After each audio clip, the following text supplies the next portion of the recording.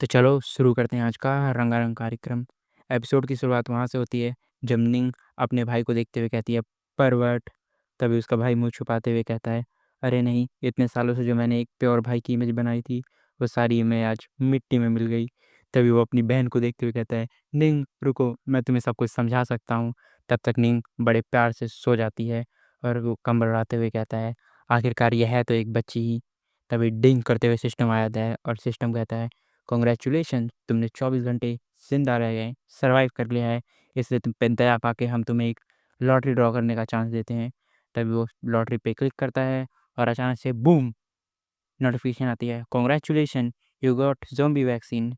तभी zombie vaccine उसके हाथ में आती है और हमें उसके बारे में बताया जाता है, ये एक ज़ॉम्बी वैक्सीन है, इसका यूज़ करने के बाद अगर तुम किसी कारण ज़ॉम्बी वायरस से इन्फेक्टेड हो जाते हो, तो तुम ज़ॉम्बी में बदल नहीं जाओगे।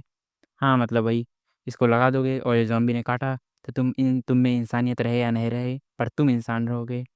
तभी वो सोचते हुए कहता है, अच्छा, अगर मैं इसे अपनी बहन पे यूज़ करूँ तो क्या वो वापस ज़ॉम्बी से इंसान में बदल जाएगी? तभी डिंग करते हुए सिस्टम कहता है, ना, ना, चीटिंग नहीं करने का।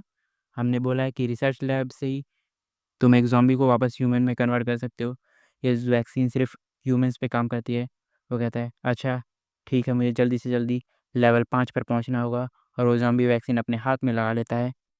तभी डिंग करके नोटिफ़िकेशन आती है और बताया जाता है, तुम्हारा पावर जनरेटर डिस्ट्रॉय हो चुका है। तुम्हें जल्दी से जल्दी इस पावर जनरेटर को वापस सही करना होगा, अदरवाइज़ यहाँ की सारी इलेक्ट्रिसिटी गायब हो जाएगी। तभी वो देखते हुए कहता है, क्या पावर जनरेटर?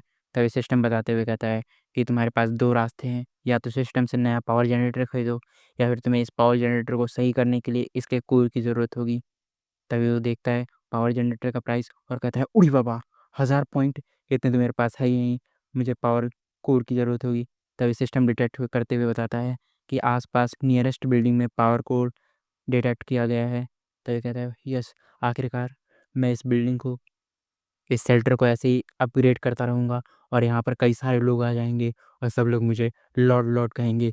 मेरे आस-पास काफ़ी सारी लड़कियाँ होंगी। और ये कहते हुए अचानक से उसके नाक से खून निकलने लगता है। चलो, तुम्हें मैं एक गुप्त ज्ञान दे देता हूँ। जभी भी किसी भी मेन कैरेक्टर या किसी आदमी के नाक से खून निकले, पिटाई खाने के बाद नहीं, नॉर्मली, तो ठरक, प्योर ठरक दिखाई जाती है। तभी उसकी बहन उसके भाई को देखते हुए कहती है, परवर्ट। तभी वो अपनी बहन को देखता है और कहता है, नहीं। मुँह ऐसा बनाता है जैसे तुम्हारे किसी ने दबा दिए हो, गला। तभी वो अपनी बहन को देखते हुए कहता है, अरे नहीं, निंग सुनो, सुनो, मैं तुम्हें समझा सकता हूँ। तब तक हमारा सीन चेंज होता है और सीन हमें दिन का दिखाया जाता है, हॉस्पिटल के बाहर का। हॉस्पिटल तो तबाह हो गया था ना, फिर ये बिल्डिंग कैसे? क्या पता होगा कुछ। हाँ, हम कुछ भी नहीं कह सकते, इनका लॉजिक भी कमाल का होता है। तभी आस-पास हमें ज़ॉम्बीज़ दिखाए जाते हैं, ये इधर-उधर घूम रहे होते हैं और अचानक से गटर का ढक्कन हटता है और 2 लाल-लाल आँखें दिखती हैं।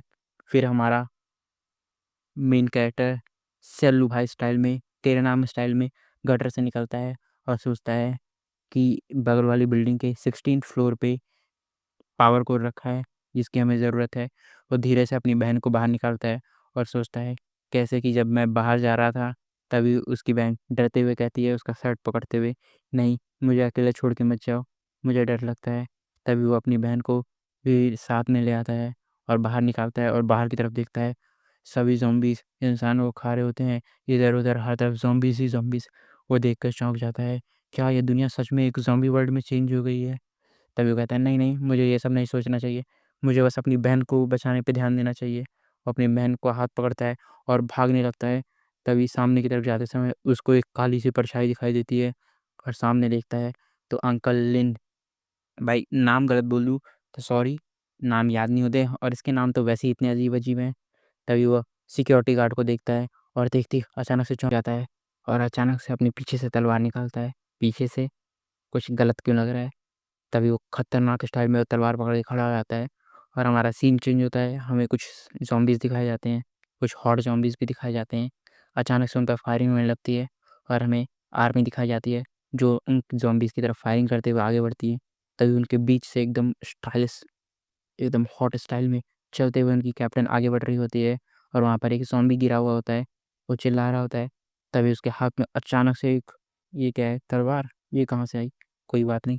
अचानक से एक तलवार निकलती है और उसके सर में मार देती है और सभी ज़ॉम्बीज़ के गोली से उनका सर उड़ाने लगती है।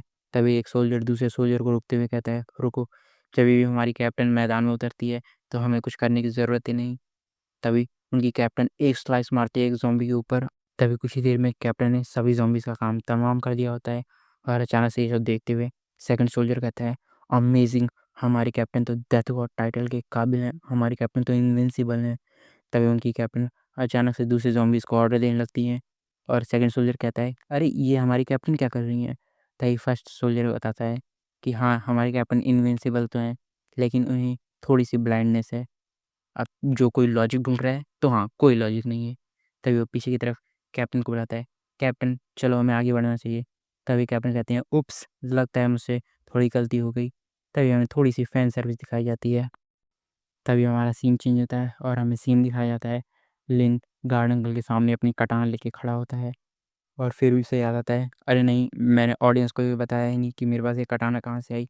तो हमारा सीन पास्ट में आता है, जब वहाँ आस-पास जितनी भी सप्लाइज़ होती हैं, उन सबको लिन इकट्ठा करता है और वहाँ पर कुछ पानी की बॉटल, एक टूटी हुई कटाना और एक फ्लेम थ्रोवर या फिर फ्लेम स्प्रे जो भी कह लो, वो रखा हुआ होता है। और वो सोचते हुए कहता है, लगता है मुझे इन सब चीज़ों के बारे में कल सोचना पड़ेगा। तभी हमें पीछे हमारी क्यूट सीनिंग दिखाई जाती है, जो सारा पानी अचानक से पीने लगती है और तभी हमारे मेन कैरेक्टर का ध्यान जाता है पीछे की तरफ और वो देखते ही तुरंत जाता है और नीम को पकड़ लेता है, कहता है, रुको! ये हमारे पूरे दिन का पानी था। तभी डिंग करते हुए मैसेज आता है, तुम्हारे पास कुछ टैलेंट पॉइंट डिटेक्ट हुए हैं, तुम उन्हें यूज़ कर सकते हो। तभी हमें निंग का क्यूट सा चेहरा दिखाया जाता है और वो अपनी स्टेटस विंडो को ओपन करता है। तभी उसके पास 1 एबिलिटी पॉइंट, 2 टैलेंट पॉइंट, उसकी स्ट्रेंथ सी लेवल पर, एंड्योरेंस बी लेवल पर, एजिलिटी बी लेवल पर, इंटेलिजेंस सी लेवल पर और करिश्मा बी लेवल पर होता है। तभी उसके पास कई सारे ऑप्शन आते हैं टैलेंट्स के। तभी वो आस-पास देखता है और इतने सारे टैलेंट्स देखकर चौंक जाता है और अचानक से सारे टैलेंट्स को धीरे-धीरे पढ़ने लगता है और वो सोचता है कि मैंने मांगास और कॉमिक्स में कई बार इन टैलेंट्स के बारे में सुना है। तभी वो सोचता है, गन नहीं, गन गवर्नमेंट द्वारा बैन कर दी गई हैं, मुझे गन इतनी आसानी से नहीं मिलेंगी। तभी वहाँ पर एक कुंग-फू मास्टर टैलेंट को देखता है और उस पे क्लिक करता है। तभी उसके हाथ पे एक चिप इंस्टॉल हो जाती है, जिसमें लिखा रहता है कुंग-फू टैलेंट लेवल 1 पर। तभी वो आस-पास देखता है और उसे एक कटाना और एक फ्लेम थ्रोवर दिखता है। वो इन सब चीज़ों को कंबाइन करता है और एक फ्लेम थ्रोइंग कटाना बना लेता है, जो अभी लेवल सी पर होती है। तभी हमारा सीन प्रेज़ेंट में आता है और वो सोचते हुए कहता है कि गार्ड अंकल, आपने मेरी बहुत ज़्यादा मदद की है और पुराने पलों के बारे में सोचने लगता है। तभी अपने कटाना को ऊपर उठाता है और अपने कुंग-फू टैलेंट को एक्टिवेट करता है और अचानक से कूदते हुए गार्ड के गले पे वार करता है और अचानक से वो पूरा गार्ड जलने लगता है और वो रोते हुए कहता है कि मैं आपके बारे में कभी नहीं भूलूँगा, चाहे कुछ भी हो जाए, मैं अपनी बहन को बचाऊँगा। तभी वो अपने मुँह मोड़ लेता है और कहता है, नहीं, हमें जल्दी से जल्दी यहाँ से निकलना होगा। तभी वो सामने की तरफ बिल्डिंग को देखता है और कहता है, 16th फ्लोर, मैं जल्दी से जल्दी तुम्हारे पास आ रहा हूँ। तभी हमारा सीन शिफ्ट होता है और हमें बिल्डिंग के अंदर का सीन दिखाया जाता है, जहाँ पर 2 लोग आगे की तरफ भाग रहे होते हैं और लड़का कहता है, गॉडेस, चलो हमें जल्दी से जल्दी यहाँ से बाहर निकलना होगा। मुझे तो कभी लगा ही नहीं था, मेरे स्कूल की गॉडेस आखिरकार मुझे अपना लव कन्फेस करेगी। हम लोग बाहर जाने के बाद शादी कर लेंगे। और अचानक से पीछे की तरफ से एक ज़ॉम्बी आता है और उसे गले पे काट लेता है और वो कहता है, गॉडेस मुझे बचाओ। तभी गॉडेस उससे उसका हाथ झटकते हुए कहती है कि तुम्हें लगा भी कैसे, मेरी जैसी कोई गॉडेस आखिरकार तुम जैसे किसी लोली लड़के से कभी प्यार करेगी? मुझे तो बस यहाँ से बाहर ज़िंदा निकलना था। तभी पीछे की तरफ से कुछ और ज़ॉम्बीज़ आते हैं और उसे भी काट लेते हैं और भाई का भी यहाँ पे कट गया। तभी इन सब चीज़ों को पीछे की तरफ छुप कर कोई देख रहा होता है और वो अंदर की तरफ आता है और कहता है, चाहे इडियट से।